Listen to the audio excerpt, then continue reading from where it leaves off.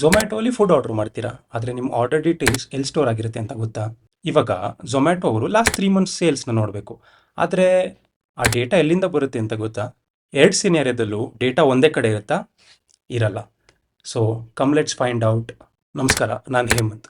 ನಾವು data engineering fundamentals ಅಂತ ಒಂದು ಹೊಸ ಸೀರೀಸ್ ಸ್ಟಾರ್ಟ್ ಮಾಡ್ತಾ ಇದ್ದೀವಿ. ಅದರಲ್ಲಿ part 1, O L T P versus OLAP systems. ಏನದರ ಡಿಫ್ರೆನ್ಸ್, ಯಾವ ಯೂಸ್ ಕೇಸಲ್ಲಿ ಯಾವ್ದು ಯೂಸ್ ಮಾಡ್ತಾರೆ, ಬನ್ನಿ ಎಲ್ಲನೂ ಕಲ್ತ್ಕೊಳ್ಳೋಣ. ಸೊ ಫಸ್ಟ್ ಟಾಪಿಕ್ ನೋಡೋಣ. ಒ ಎಲ್ ಟಿ ಪಿ ಅಂದರೆ ಏನು? Online transactional processing.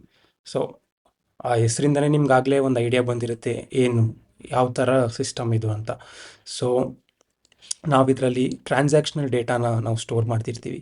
ಸೊ ನಾನು ಆವಾಗಲೇ ಕೊಟ್ಟಿದ್ದ ಎಕ್ಸಾಂಪಲ್ ಪ್ರಕಾರ, ಸೊ ಒಂದು ಯೂಸರ್ ಇರ್ತಾನೆ, ಆ ಯೂಸರ್ ಝೊಮ್ಯಾಟೋಯಿಂದ ಫುಡ್ ಆರ್ಡರ್ ಮಾಡ್ತಾನೆ. ಸೊ ಆ ಡೇಟಾ ಎಲ್ಲಿ ಸ್ಟೋರ್ ಆಗುತ್ತೆ ಅಂತ. ಸೊ ನೋಡೋಣ ಎಲ್ಲಿ ಸ್ಟೋರ್ ಆಗುತ್ತೆ ಅಂತ. So the answer is correct. ಅದು ಸ್ಟೋರ್ ಆಗೋದು ಒ ಎಲ್ ಟಿ ಪಿ ಸಿಸ್ಟಮಲ್ಲಿ. ಸೊ ಟ್ರಾನ್ಸಾಕ್ಷನಲ್ ಡೇಟಾ ಅಂತ ಅಂದೆ, ಯಾವ ಥರ ಸ್ಟೋರ್ ಆಗುತ್ತೆ, ಯಾವ್ಯಾವ ಥರ ಡೇಟಾ ಇರುತ್ತೆ. ಸೊ ಇವಾಗ ನಾನೊಂದು ಕಸ್ಟಮರ್. ಸೊ ಕಸ್ಟಮರ್ ನನ್ನ ಡೀಟೇಲ್, ನನ್ನ ಹೆಸರೇನು, ನನ್ನ ಫೋನ್ ನಂಬರ್ ಏನು, ನನ್ನ ಯಾವ ಲೊಕೇಶನ್ಗೆ ಡೆಲಿವರ್ ಆಗಬೇಕು ಅನ್ನೋ ನನ್ನ ಡೀಟೇಲ್ಸ್ ಎಲ್ಲ ಸ್ಟೋರ್ ಆಗಿರುತ್ತೆ. ಫುಡ್, ನಾನು ಚಿಕನ್ ಬಿರಿಯಾನಿ ಆರ್ಡ್ರ್ ಮಾಡಿದ್ದೀನ ಅಥವಾ ನಾನು ಕುಲ್ಫಿ ಆರ್ಡ್ರ್ ಮಾಡಿದ್ದೀನ. ಸೊ ಫುಡ್ ಡೀಟೇಲ್ಸ್ ಎಲ್ಲ ಒಂದು ಕಡೆ ಸ್ಟೋರ್ ಆಗುತ್ತೆ. ನಾನು ಯಾವ ರೆಸ್ಟೋರೆಂಟಿಂದ ನಾನು ಫುಡ್ ಡೆಲಿವರಿನ ಎಕ್ಸ್ಪೆಕ್ಟ್ ಮಾಡ್ತಿದ್ದೀನಿ, ಸೊ ಆ ರೆಸ್ಟೋರೆಂಟ್ ಡೀಟೇಲ್ಸ್ನ ಸ್ಟೋರ್ ಮಾಡುತ್ತೆ. ಆಮೇಲೆ ಡೆಲಿವರಿ ಪಾರ್ಟ್ನರ್, ಯಾವ ಡೆಲಿವರಿ ಪಾರ್ಟ್ನರ್ ನನ್ನ ಮನೆಗೆ ಬಂದು ಡೆಲಿವರಿ ಮಾಡ್ತಾರೆ ಅನ್ನೋದು ಕೂಡ, ಅವ್ರ ಡೀಟೇಲ್ಸ್ ಕೂಡ, ಅವ್ರು ಎಷ್ಟು ದೂರ ಇದ್ದಾರೆ, ಅವ್ರು ಎಷ್ಟು ನಿಮಿಷದಲ್ಲಿ ಬಂದು ನಮ್ಗೆ ಡೆಲಿವರ್ ಮಾಡ್ತಾರೆ, ಅವರು ಬೈಕಲ್ಲಿ ಮಾಡ್ತಿದ್ದಾರಾ, ಸ್ಕೂಟಿಯಲ್ಲಿ ಮಾಡ್ತಿದ್ದಾರೆ, ಎಲೆಕ್ಟ್ರಿಕಲ್ ವೆಹಿಕಲಲ್ಲಿ ಮಾಡ್ತಿದ್ದಾರಾ, ಆ ಡೀಟೇಲ್ಸ್ ಎಲ್ಲ ಒ ಎಲ್ ಟಿ ಪಿ ಸಿಸ್ಟಮಲ್ಲಿ ಸ್ಟೋರ್ ಆಗುತ್ತೆ. ಸೊ ಈ ಸಿಸ್ಟಮ್ದೇನು ವಿಶೇಷ ಅಂತ ಅಂದರೆ, ಇದು ರಿಯಲ್ ಟೈಮಲ್ಲಿ ಅಪ್ಡೇಟ್ ಆಗ್ತಿರುತ್ತೆ.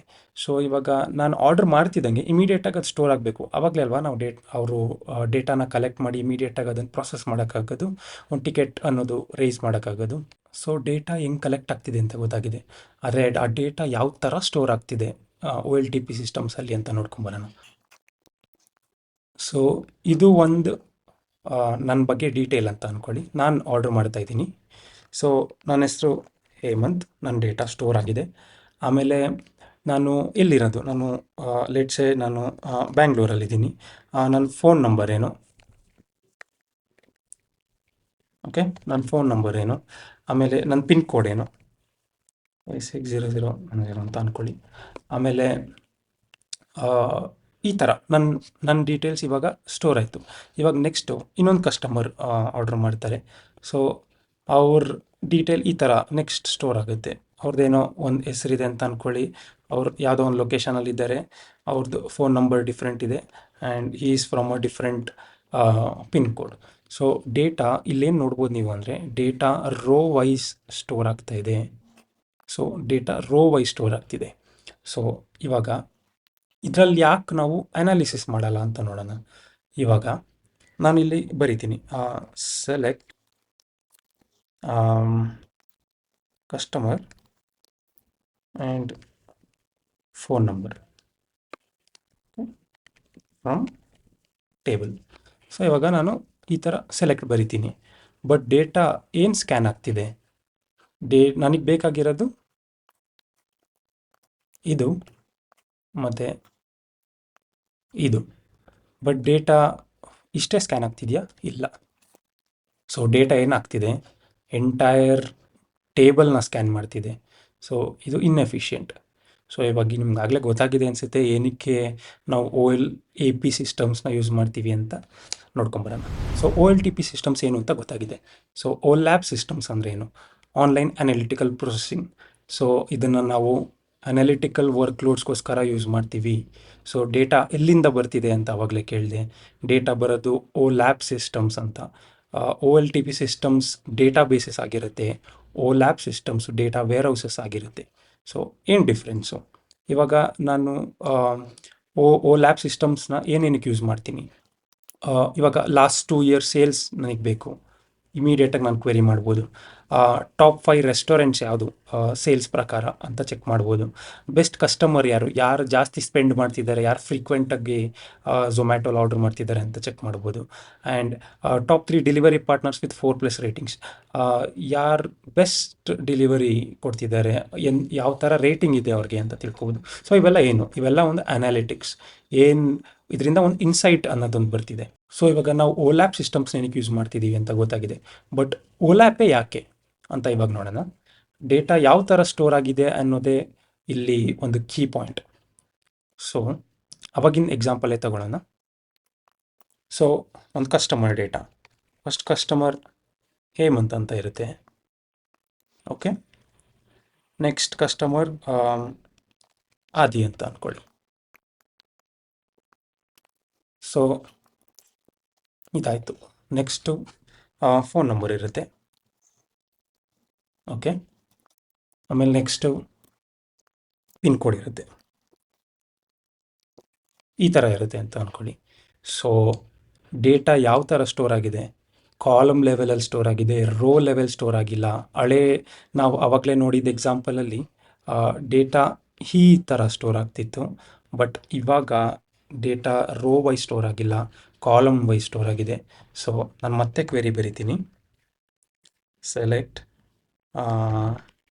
ಕಸ್ಟ್ ಮತ್ತು ಫೋನ್ ನಂಬರ್ ಫ್ರಮ್ ಟೇಬಲ್ ಅಂತ ಬರಿತೀನಿ. ಸೊ ಇವಾಗ ಡೇಟಾ ಎಷ್ಟು ಸ್ಕ್ಯಾನ್ ಆಗ್ತಿದೆ, ನನಗೆ ಟೇಬಲ್ ಸ್ಕ್ಯಾನ್ ಇಷ್ಟೇ ಆಗ್ತಿರೋದು. ಅನ್ನೆಸೆಸರಿ ಡೇಟಾ ಇಲ್ಲಿ ಸ್ಕ್ಯಾನ್ ಆಗ್ತಾ ಇಲ್ಲ. ನನಗೆ ಬೇಕಾಗಿರೋ ಡೇಟಾ ಮಾತ್ರ ಸ್ಕ್ಯಾನ್ ಆಗ್ತಿದೆ. ಬಟ್ OLTP ಸಿಸ್ಟಮ್ಸಲ್ಲಿ ಎಂಟೈರ್ ಟೇಬಲ್ ಸ್ಕ್ಯಾನ್ ಆಗ್ತಿತ್ತು. So it is waste. So ಇದರಲ್ಲಿ ಏನು ಗೊತ್ತಾಗುತ್ತೆ, OLTP systems are good for writing the data, but OLAP systems are good for reading the data. ಅದಕ್ಕೆ ಇದನ್ನು ಅನಾಲಿಟಿಕ್ಸ್ಗೋಸ್ಕರ ಯೂಸ್ ಮಾಡೋದು. ಸೊ ಸೆಪರೇಟಾಗಿ OLAP ಅಂದರೆ ಏನು, OLTP ಅಂದರೆ ಏನು ಅಂತ ನೋಡ್ಕೊಂಬಂದಿದ್ದೀವಿ. So let's just do a recap. OLTP ಅಂದರೆ ಆನ್ಲೈನ್ ಟ್ರಾನ್ಸಾಕ್ಷನಲ್ ಪ್ರೊಸೆಸಿಂಗ್ ಅಂತ, OLAP ಅಂತ ಅಂದರೆ ಆನ್ಲೈನ್ ಅನಾಲಿಟಿಕಲ್ ಪ್ರೊಸೆಸಿಂಗ್ ಅಂತ. ಸೊ OLTP ಸಿಸ್ಟಮ್ಸಲ್ಲಿ ಟ್ರಾನ್ಸಾಕ್ಷನಲ್ ಡೇಟಾನ ಸ್ಟೋರ್ ಮಾಡ್ತೀವಿ. It can be e-commerce, food delivery, ATM. ಇವಾಗ ನೀವು ಇಮಿಡಿಯೇಟಾಗಿ ಏನೋ ಒಂದು ವಿಡ್ರಾ ಮಾಡ್ತಿರೋ ದುಡ್ಡನ್ನ ಆ ದುಡ್ಡು ಟ್ರಾನ್ಸಾಕ್ಷನ್ ರಿಫ್ಲೆಕ್ಟ್ ಆಗಬೇಕು. ಸೊ ಇದನ್ನು ಟ್ರಾನ್ಸಾಕ್ಷನಲ್ ಸಿಸ್ಟಮ್ಸ್ ಅಂತ ಅಂತೀವಿ. ಆಮೇಲೆ ಹೇಳ್ದಂಗೆ ಇದರಲ್ಲಿ ಡೇಟಾ ರಿಯಲ್ ಟೈಮ್ ಇರುತ್ತೆ, ರಿಯಲ್ ಟೈಮ್ ಅಪ್ಡೇಟ್ ಆಗ್ತಿರಬೇಕು. ಆಮೇಲೆ used for write heavy operations. So ಡೇಟಾನ ಹೊಸ ಕಸ್ಟಮರ್ಸ್ ಬರ್ತಿರ್ತಾರೆ, ಅವ್ರ ಫೋನ್ ನಂಬರ್ ಚೇಂಜ್ ಆಗ್ಬೋದು, ಅವ್ರ ಅಡ್ರೆಸ್ ಚೇಂಜ್ ಆಗ್ಬೋದು. ಅಥವಾ ಆ ಕಸ್ಟಮರ್ ಇವಾಗ ಬ್ಯಾಂಕಲ್ಲಿ ಒಂದು ಅಕೌಂಟ್ ಓಪನ್ ಮಾಡಿರ್ತೀರ, ಆ ಅಕೌಂಟ್ನ ಕ್ಲೋಸ್ ಮಾಡಿಬಿಡ್ತೀರ. ಸೊ ಡೇಟಾನ ಡಿಲೀಟ್ ಮಾಡೋ ಆಪ್ರೇಷನ್ ಕೂಡ ಇರಬೇಕು. ಆಮೇಲೆ ಇದರಲ್ಲಿ ಹೇಳ್ದಂಗೆ data is stored in row format. Examples ಏನು ಅಂತಂದರೆ, the normal databases that you use, MySQL ಆಗಿರ್ಬೋದು, PostgreSQL ಆಗಿರ್ಬೋದು, Oracle databases, MS SQL servers, ಯಾವ್ದು ಬೇಕಿರೋ ಆಗಿರ್ಬೋದು. These are called transactional databases. And next OLAP system ಅಂದರೆ ಏನು, analytical processing ಮಾಡೋದಕ್ಕೋಸ್ಕರ ಯೂಸ್ ಮಾಡೋ ಸಿಸ್ಟಮ್ಸ್ನ OLAP ಸಿಸ್ಟಮ್ಸ್ ಅಂತ ಅಂತೀವಿ. ಅದು ಹಿಸ್ಟಾರಿಕಲ್ ಡೇಟಾನ ಸ್ಟೋರ್ ಮಾಡುತ್ತೆ. It is majorly used for analysis and reporting. So ಅದರಿಂದ ML ಮಾಡೆಲ್ಸ್ ಕೂಡ ಬಿಲ್ಡ್ ಮಾಡೋದಕ್ಕೆಲ್ಲ ಅದನ್ನು ಯೂಸ್ ಮಾಡ್ತಾರೆ. ಸೊ ಅಲ್ಲಿಂದನೇ ಡೇಟಾ ಫೆಚ್ ಮಾಡ್ತಾರೆ. ಸೊ ಸೇಲ್ಸ್ ಫೋರ್ಕಾಸ್ಟ್ ಮಾಡೋದಕ್ಕಾಗಲಿ ಅಥವಾ ಏನು ಟ್ರೆಂಡ್ ಇದೆ ಅಂತ ನೋಡೋಕ್ಕಾಗಲಿ, ನಾನು ಆವಾಗಲೇ ತುಂಬ ಎಕ್ಸಾಂಪಲ್ಸ್ ಕೊಟ್ಟೆ. ಆಮೇಲೆ ಇದರಲ್ಲಿ ರಿಯಲ್ ಟೈಮ್ ಡೇಟಾ ಇರಲ್ಲ, ಹಿಸ್ಟಾರಿಕಲ್ ಡೇಟಾ ಇರುತ್ತೆ. May be 1 day before data ಇರ್ಬೋದು, ಅಥವಾ 1 ಮಂತ್ ಬಿಫೋರ್ ಡೇಟಾ ಇರ್ಬೋದು. ಇದನ್ನು ಮೇಜರಾಗಿ ಯೂಸ್ ಮಾಡೋದು ರೀಡ್ ಹೆವಿ ಆಪರೇಷನ್ಸ್ಗೆ. ಸೊ ಸೆಲೆಕ್ಟ್ ಮಾಡೇನೇನು ಮಾಡ್ತಿರ್ತೀರೋ ಅದಕ್ಕೋಸ್ಕರ ನಾವು OLAP ಸಿಸ್ಟಮ್ಸ್ನ ಯೂಸ್ ಮಾಡ್ತಿರ್ತೀವಿ. ಆಮೇಲೆ as I already told, data is stored in column format. ಏನಕ್ಕೆ ಅಂತ ಅಂದರೆ ಮೋರ್ ಆಪ್ಟಿಮೈಸ್ಡ್ ಇದೆ. ಆಮೇಲೆ ಕ್ವೆರಿ ಮಾಡಿದಾಗ ಎಂಟೈರ್ ಡೇಟಾನ ಸ್ಕ್ಯಾನ್ ಮಾಡೋದು ವೇಸ್ಟ್. ಯಾಕಂದರೆ ನಾವು ಅನಾಲಿಟಿಕ್ಸಲ್ಲಿ ಎಂಟೈರ್ ಡೇಟಾನ ನಾವು ಒಟ್ಟಿಗೆ ಅಟ್ ಒನ್ಸ್ ನಾವು ಸ್ಕ್ಯಾನ್ ಮಾಡೋಕ್ಕೆ ಹೋಗಲ್ಲ. ಸೊ ಇದ್ರದ್ದು ಎಕ್ಸಾಂಪಲ್ಸ್ ಬಂದು ಸ್ನೋಫ್ಲೇಕ್, BigQuery, ರೆಡ್ ಶಿಫ್ಟ್, ಆಮೇಲೆ ಅಜ್ಯೂರ್ ಅವ್ರದ್ದು ಸಿನಾಪ್ಸ್ ಅನಾಲಿಟಿಕ್ಸ್ ಕೂಡ ಇದೆ. ಸೊ OLTP ಸಿಸ್ಟಮ್ ಅಂದರೆ ಏನು ಅಂತ ಗೊತ್ತಾಯಿತು. OLAP ಸಿಸ್ಟಮ್ ಅಂದರೆ ಏನಂತ ಗೊತ್ತಾಯಿತು. ನಾವು ಎಕ್ಸಾಂಪಲ್ ತಗೊಂಡಾಗ ಡೇಟಾ ಬಂದು OLTP ಸಿಸ್ಟಮ್ ಅಲ್ಲಿ ಸ್ಟೋರ್ ಆಗುತ್ತೆ ಅಂತ ಗೊತ್ತಾಯಿತು. ಬಟ್ OLAP ಸಿಸ್ಟಮಿಂದ ಎಂಕ್ವೈರಿ ಮಾಡ್ತಿದ್ದೀವಿ ನಾವು ಡೇಟಾನ. So that is where data engineers come into the picture. Data ಇಂಜಿನಿಯರ್ಸ್ದು one of the main functionality is ETL. ETL ಏನು ಅಂತ ಮುಂದಿನ ವೀಡಿಯೋಸಲ್ಲಿ ಬರುತ್ತೆ. ಸೊ ಡೇಟಾನ ಎಕ್ಸ್ಟ್ರಾಕ್ಟ್ ಮಾಡ್ತೀವಿ ಫ್ರಮ್ OLTP ಸಿಸ್ಟಮ್ಸ್, ಅದನ್ನು ಟ್ರಾನ್ಸ್ಫಾರ್ಮ್ ಮಾಡ್ತೀವಿ ಆರ್ ಕ್ಲೀನ್ ಮಾಡ್ತೀವಿ, and we will load it into OLAP systems so that we can use it for analytics. So finally OLTP versus OLAP systems ಏನು ಅಂತ ಗೊತ್ತಾಗಿದೆ. ನಿಮ್ಗೆ ಏನೇ ಡೌಟ್ಸ್ ಇದ್ದರೂ ಕಮೆಂಟ್ ಸೆಕ್ಷನಲ್ಲಿ ಕಮೆಂಟ್ ಮಾಡಿ, ನಾನು ಅದಕ್ಕೆ ರಿಪ್ಲೈ ಮಾಡ್ತೀನಿ. And see you in the next video. Bye.